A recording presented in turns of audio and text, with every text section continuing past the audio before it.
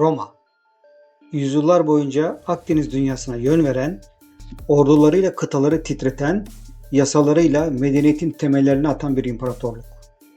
Ancak bu görkemli yapının kaderini belirleyen yalnızca savaş kahramanları ya da kudretli senatörler değildi. Bazen perde arkasında sakin, mesafeli ve derin bir zeka, tarihin akışını beklenmedik şekillerde değiştirebilirdi. İşte o isimlerden biri. Tiberius Julius Caesar. Roma'nın ilk imparatoru Augustus'un ardında bıraktığı mirası devralan Tiberius, çoğu tarihçiye göre imparatorluğu çöküşten kurtaran fakat halkına hiçbir zaman kendini tam olarak sevdirememiş gizemli bir liderdi. Onu anlamak yalnızca bir hükümdarın yaşamını değil, Roma siyasetinin karanlık yüzünü, saray entrikalarını ve imparatorluk makamının nasıl ölümcül bir yük haline geldiğini anlamaktır. Tiberius'un hikayesi sıradan bir taht devri değil, zorla kabul edilen bir kaderin, gönülsüz bir hükümdarın ve büyük bir imparatorluğun gölgedeki mimarının hikayesidir. Daha çocukluğunda annesi Livia'nın politik evliliğiyle birlikte kendisini Roma'nın en güçlü ailesinin içinde bulan Tiberius, askeri dehasıyla sınırları genişletti, orduların saygısını kazandı. Ama aynı zamanda kamuoyu tarafından hiçbir zaman benimsenmeyen ciddi, içe dönük ve soğuk mizacı nedeniyle Roma'nın isteksiz imparatoru olarak anıldı. Tahta çıktığında Roma, güç savaşlarının, miras kavgalarının ve saray oyunlarının ortasında kaynayan dev bir kazan gibiydi. Augustus'un gölgesi hala kent üzerinde dolaşıyor, Senato yeni imparatoru sınamak için fırsat kolluyordu. Tiberius'un üzerindeki baskı büyüktü. İmparatorluğu yönetmeli, sınırları korumalı, isyanları bastırmalı ve Roma'yı hem içeriden hem dışarıdan tehdit eden sorunları çözmeliydi. Eleştirmenlerin çökmüş bir hükümdar olarak gördüğü bu dönem aslında Roma'nın en tehlikeli siyasi fırtınalarından biriydi. Peki Tiberius gerçekten zalim bir tiran mıydı? Yoksa çürümeye yüz tutmuş bir siyasi sistemi ayakta tutmaya çalışan, yanlış anlaşılmış bir lider mi? Ölümünden sonra başlayan tartışmalar günümüze kadar gelmiş durumda. Kimileri onu Roma'nın sessiz kurtarıcısı, kimileri ise korku imparatorluğu kuran bir despot olarak anlatır. Bu videoda Roma'nın en sessiz, en gizemli ve belki de en yanlış anlaşılan imparatorunun hayatına kısaca bir bakacağız ve onun portreleri ve heykelleri üzerinden onu tanımlamaya çalışacağız. Milattan sonra 14-37 aralığının Roma imparatoru olan Tiberius, Augustus'un üvey karısı Livia'nın öz çocuğu. Augustus tarafından eğitilmiş, Augustus'un evinde, onun himayesinde küçüklükten itibaren imparatorluk geleneklerine uygun olarak eğitim almış. Aslında imparatorluğun başına geçtiğinde genç değil. Yani orta yaşlı hallerindeyken geçtiğini söyleyebiliriz. İmparatorluğun ilk zamanlarında annesinin etkisi altında, yani Roma'yı annesiyle birlikte yönetiyor. Bu durum, yani imparatorluk üzerinde Livia'nın etkisinin olduğu dönem milattan sonra 19 yılına kadar bu şekilde devam etmiş. Tiberius milattan sonra 19'un ardından tüm yetkileri eline almış olarak karşımıza çıkar. Aslına bakılırsa Roma imparatoru olmayı pek istemiş biri olarak yansımıyor tarih sayfalarına. Yani daha doğrusu istemiş olsa bile Roma İmparatorluğu'nda imparatorluk yapma sorumluluğunu almak istemiyor. Bu nedenle erken dönemlerin başında kendine bir mesire alanında ev yaptırmış ve Roma'dan uzaklaşmış. Kontrolü tamamen en güvendiği adamlarına bırakmış. Dolayısıyla birebir Roma'nın başında duran, Roma'yı yöneten, savaşlara giden bir imparator değil. Bu durum Roma'da elbette ki siyasi boşluğa neden oldu. Bu bağlamda Tiberius aslında Roma'da çok sevilen bir imparator da değil açıkçası. Onun da Roma'ya karşı pek bir sevgi bağı olduğu da söylenemez. Uzaklaşmış zaten. Adamlarına bırakmış Roma'yı yönetmeyi. Pek çok antik kaynaklara yansımış sadistçe davranışları da var. Bunu biliyoruz. Bunun en güzel belgesi de aslında elimizde. Caligula. Tiberius'tan sonra başa geçen Caligula, imparatorluğun başına geçtikten bir süre sonra büyük bir hastalık geçiriyor. Sara ya da başka bir sinir sistemi hastalığı. O tarafı çok net değil. Ancak anlatımlara göre akıl sağlığını etkileyen beyinle ilgili bir hastalık geçiriyor. Ve bunun sonucu olarak da aklını tamamen yitirmiş. Bu halini hastalığa bağlayanlar olduğu gibi bu durumunu Tiberius'un ona yaptıklarına bağlayanlar da var. Mesela Tiberius Caligula'nın tüm ailesini öldürmüş. Bunu açık açık yapmasa bile dolaylı olarak gizli gizli yapmış. Dolayısıyla düşünün, ailenizi yok eden bir adam var ve siz bu adamın himayesinde büyüyorsunuz devamlı olarak. Bu adamla yaşamak zorunda kalmışsınız. Dolayısıyla Tiberius'un hasta, zalim, acımasız, sapkın eğilimleri olan, Roma'dan uzak bir yerde kendi zevkinde, sefasında yaşamak isteyen bir kişi olduğunu, sorumluluk fazla almadığını ve bunun da iktidar boşluğunun neden olduğunu bilmemiz gerekiyor. Tiberius bu şekilde yaklaşık 22-23 sene Roma'nın başında kalmış. Bu süre hiç de küçümsenecek bir süre değil. Çünkü Roma'da bazen 5-6 ayda, bazen 2-3 yılda bir imparator değiştiğini düşünecek olursak ve hele sürekli bir savaş ortamında böyle bir kişinin 20 yıl aşkın bir süre başta kalması büyük bir olay. Ve bunu Roma'dan uzak durarak, yönetim adamlarına bırakarak, sorumluluk almayarak, kendi özel hayatını, keyfini ön plana alarak yapmış. Bu açıdan açıkçası büyük bir başarı. Genellikle idare ettiği dönemde Augustus politikalarına devam etmiş. Yani özellikle ergen zamanlarında Augustus'la ters düşen bir yönetim anlayışı olmamış. Aynı şey heykelleri ve portrelerine de yansımış durumda.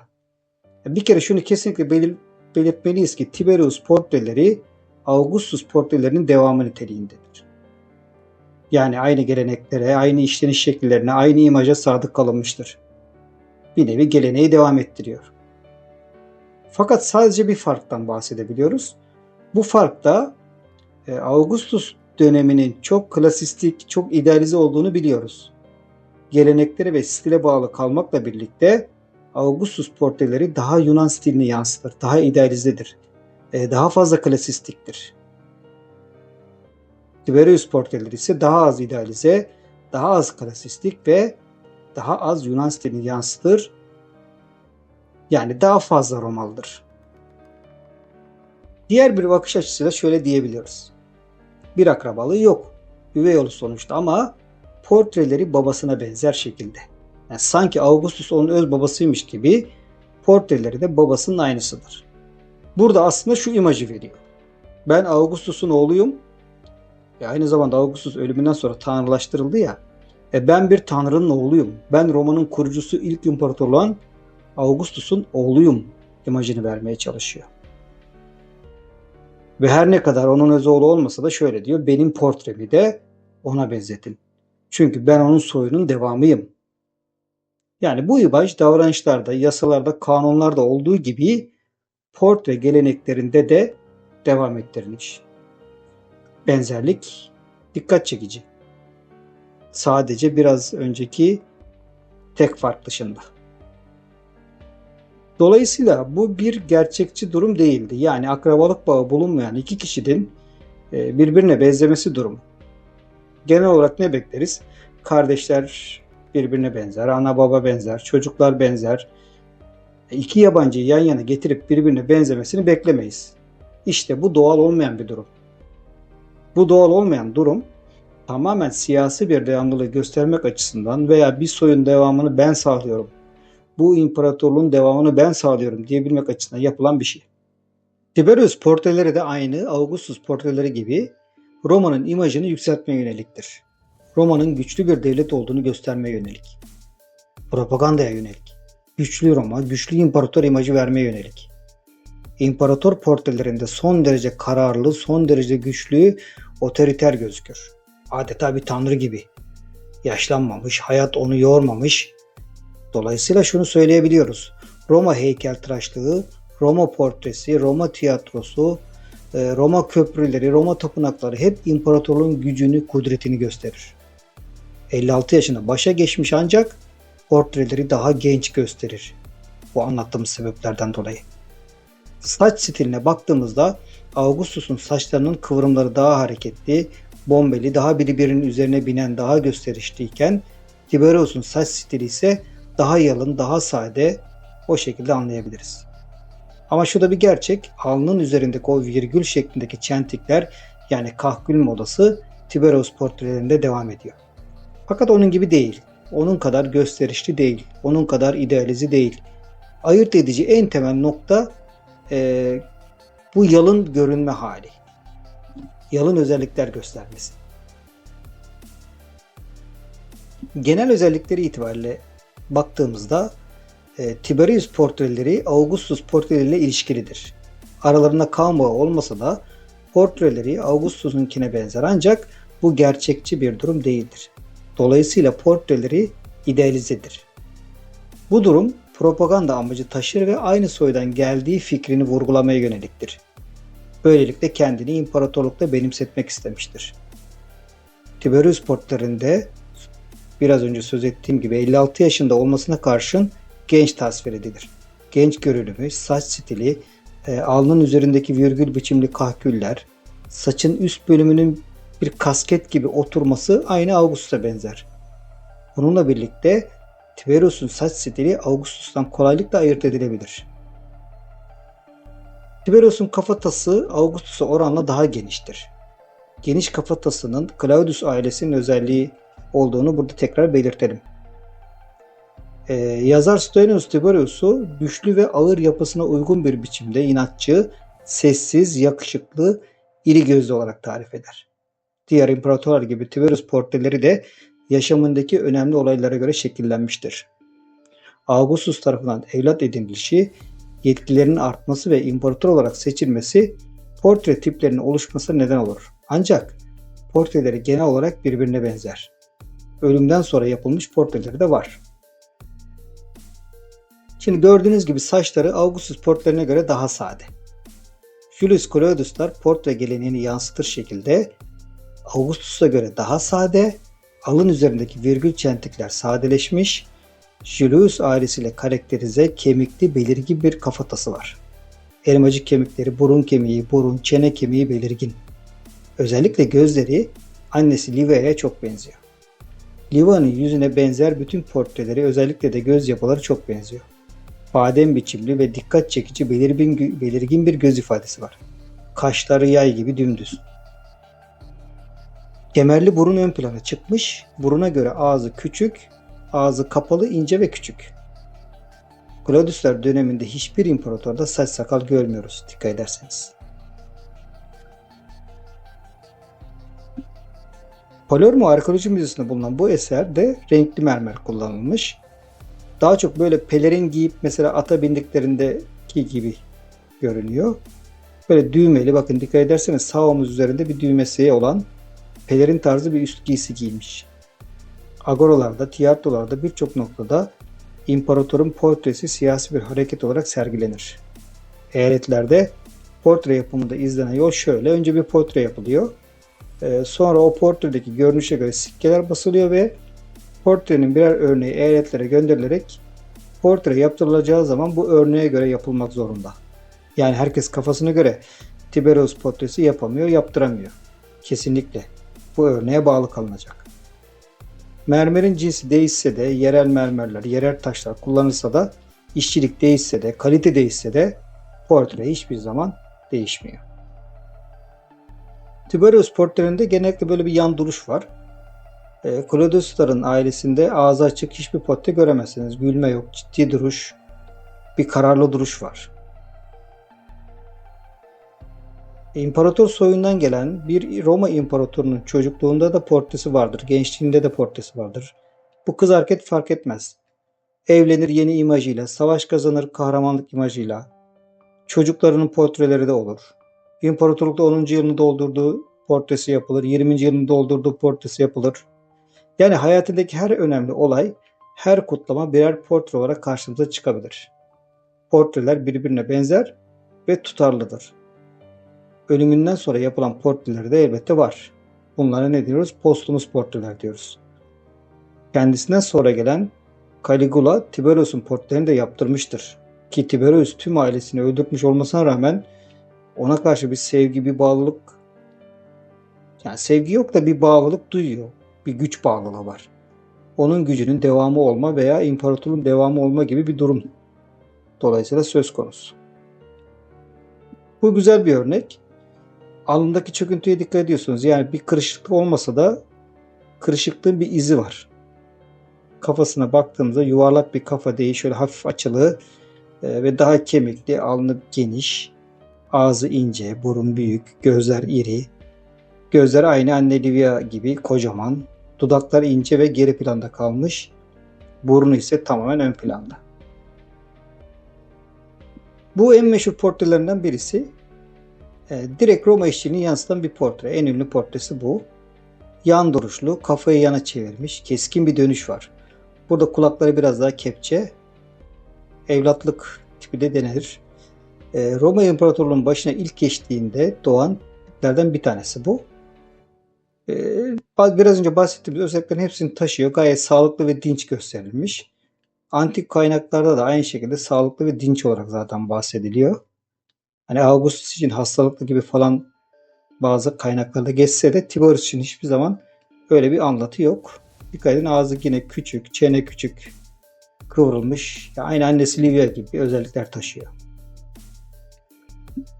Burada yandan görünümlü imparatorluk çelengi takmış ve arka kısmında bir fiyonkla gösterilmiş. Bu bir sikke üzerindeki görsel. Yan duruş şekliyle ön plana çıkıyor. Burada da çıplak hereüze edilmiş bir görüntüsünü görüyoruz. Tanrısallığı böylelikle ön plana çıkıyorlar. Yani burada siyasi bir kimliği yok. Bir toga giymemiş. Yüzünde ciddi bir otoriter bir görünüm var. Oğlu Germanicus'un bir portresi. Julius Claudius'lar dönemi bu. Bir erkek genç portresi demeliyiz tanımlarken. Yani birbirinin üzerine binen saçlar, çentikler, virgüller, alnın dikdörtgen olması, alnın virgül ve çentikli saçla betimlenmesi. Bunlar bizde direkt zaten erken imparatorluk dönemini çağrıştırması gerekiyor. Şimdi kısaca tekrar edelim. Tiberius milattan sonra 14 yılında Augustus'un ölmesiyle başa geçti. Aslında Augustus'un oğlu değil, karısı Livia'nın önceki evliliğinden olan oğlu. Augustus onu himayesine aldı, vasiyetini de ona verdi. Dolayısıyla Tiberius Augustus'un mirasçısı oldu. Böylelikle gerçek oğlu gibi yasal bütün haklarına da sahip olmuş oldu. Milattan sonra 14-37 arasında hüküm sürdü, ölümüne kadar Roma İmparatorluğunu yönetti. 23 yıl hükümdarlık yaptı. Bu Roma için çok kısa bir süre değil, uzun bir süre. Uzun süre hüküm süren hükümdarlardan birisi. Augustus'un ardından Roma İmparatorluk döneminin ikinci imparatoru oldu. Babası Claudius Nero. Annesi Livia Drusilla. Doğuştan Claudius'lar sülalesinin bir ferdi. Dolayısıyla babası da Roma'nın ileri gelenlerinden biriydi. Annesi sayesinde Roma İmparatorluğu'na yükseldi. Annesi 39 yılında babasından boşandı ve Augustus'la evlendi. Tiberius o zaman henüz 3 yaşındaydı. Yani 3 yaşından itibaren imparatorun evinde büyüdü. Bu nedenle özel eğitim aldı, özel bir konuma sahip oldu, özel haklara ve statüye de sahip oldu. Annesi Livia'nın da çabalarıyla Augustus öldükten sonra onu veliaht tayin etti. Aslında Augustus veliaht olarak Agrippa'yı imparator yapmak istedi ama o erken öldü. Ardından torunları Lucius ve Gaius'a bırakmak istedi imparatorluğu ama onlar da erkenden ölünce Tiberius'a istemese de bırakmak zorunda kaldı. Tiberius Roma'ya karşı ilgisizdi. İmparator olmayı da aslında istememişti. Yönetimi güvendiği adamlarına bıraktı. Roma'ya çok fazla katkı da açıkçası sağlamadı.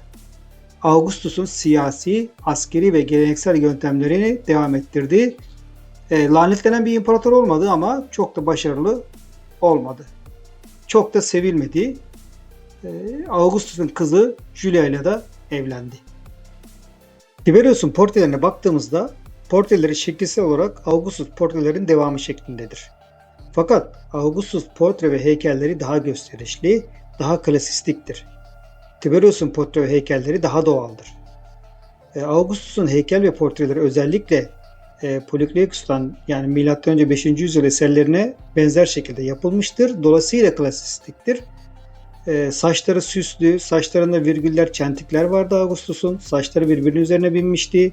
Yüzünde, vücudunda yaşlanma ile ilgili emareler yoktu. Adeta genç bir sporcu gibi gösterilmişti, idealizeydi, klasistikti. Fakat Tiberius portre ve heykellerinde ise alnı çevreleyen saç stili aynen devam etse de Augustus'unki kadar gösterişli değil.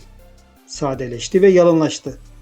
Tüm Julius Claudius ailesi için kemikli bir kafatası, şakak kemikleri, burun, elmacık kemikleri belirgin. Özellikle Tiberius'un alın bölgesi daha dikdörtgen ve daha kemikli. Özellikle gözleri annesi Livia'ya çok benzer. Kemikli kafatası, dikdörtgen alın. Portrelerinde yaşa dair hatlar, alındaki çöküntü, yaşa işaret eden hafif belirtiler çıkmaya başladı. İri gözlü, büyük burunlu, kemikli, gözler badem biçimde, kaşlar yay biçimli. Tüm Julius Claudius ailesi fertleri gibi kapalı ağızlı, ciddi yüzlü, çene küçük, dudaklar ince, kapalı ve küçük, göz ve burun büyük, diğer yerlere göre büyük, baş çoğunlukla yana çevrik şekilde. Tiberius portrelerinde sadeleşmeyi, yalınlaşmayı fark ederiz. Augustus kadar gösterişli değil. Bunun sebebi de aslında klasizmin azalması, Yunan heykelinin etkisinin azalması. Başında imparatorluk tacıyla gösterdiği portreleri de var.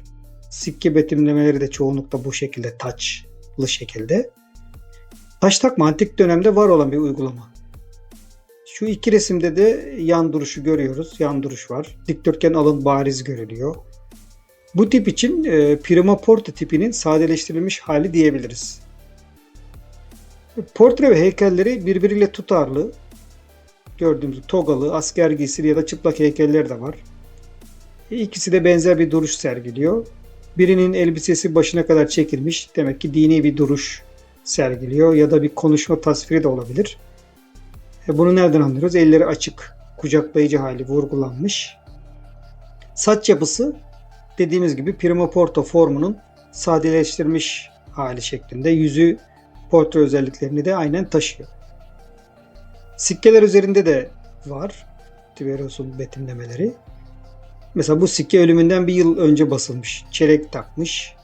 Arkada bir kadın tanrıça gibi gösterilmiş. Ana tanrıça gibi tahta oturmuş.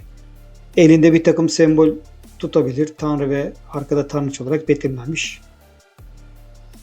Burada Agrippina'yı görüyoruz. Tiberius'un karısı. Tiberius da birkaç evlilik yapmış. Erken imparatorluk dönemini temsil ediyor bu portre. Ortadan ayrılmış saçlar. Dikkat ederseniz nodus yok. Yana taranmış. Arkada topuz yapmış. Julius Claudius'lerin erken dönemine tarihlenen bir kadın portresi. Bu dönem için çok karakteristik. Bu dönemin modasını yansıtır şekilde tipi. Saç derli toplu saçları. Tanrıça tipinde. Biraz klasizmin etkisi hissedilen bir model. Mermerden yapılmış. Erkeklerle kadınlar paralel gelişim gösteriyor. Aynı ekolün ürünleri, aynı sanat stilini sergiliyorlar. Burada da annesiyle birlikte olduğu bir portre grubu. Buradan anlıyoruz ki annesiyle henüz araları bozulmamış. Çünkü heykelinin boyu annesinin heykelinin boyuyla aynı. O zaman ne diyoruz? Milattan sonra 14-19 arasına tarihlenen Poestum'da ele geçmiş bir eser grubu bu. İkisi eşit koşullarda, aynı boyda, aynı pozisyonda, aynı yüz duruşunda oturarak betimlendikleri bir görsel. Biri sağa doğru, biri sola doğru hafif bakıyor. Tabi bu sağa sola bakış küslükten değil, alanı genişletme çabası, yani bütün halka hitap eder şekilde iki taraflı olarak. İmparator biraz tanrısal gösterilmiş. Baktığımızda biraz önce bahsettiğimiz portre özelliklerini de aynen taşıyor. Annesi Livia ise erken imparatorluk dönemini temsil etmesine rağmen saçında Helenistik dönem modası olan kavun dilimi saç modeli kullanılmış. Dolayısıyla bununla birlikte erken imparatorluk döneminde farklı saç modellerinin kullanılmış olduğunu da söyleyebiliyoruz. İşte burada da mesela tanrısal bir duruş görüyoruz Tiberius'ta. Tiberius'un ölümünden de biraz söz edelim. Tiberius 16 Mart 37 tarihinde Misenum'da 77 yaşında öldü. Tacitus ölüm haberinin duyulması üzerine kalabalıkların çok sevindiğini, düzeldiği yolundaki haberlerin ardından da kısa bir sessizlik olsa da Caligula ve Macro'nun onu boğdukları haberi üzerine yeniden sevindiklerini aktarır. Bu durum başka tarihçiler tarafından da kaydedilmediğinden büyük olasılıkla uydurmadır, ancak yine de ölümü üzerine Senato sınıfının neler hissettiğinin bir göstergesi olarak karşımıza çıkar. Vasiyetinde yetkilerini Caligula ve Tiberius Gemellus arasında paylaştırmıştı. Princeps olunca Caligula'nın ilk icraatı Tiberius'un vasiyetini geçersiz hale getirmek ve Gemellus'u idam ettirmek olmuştur.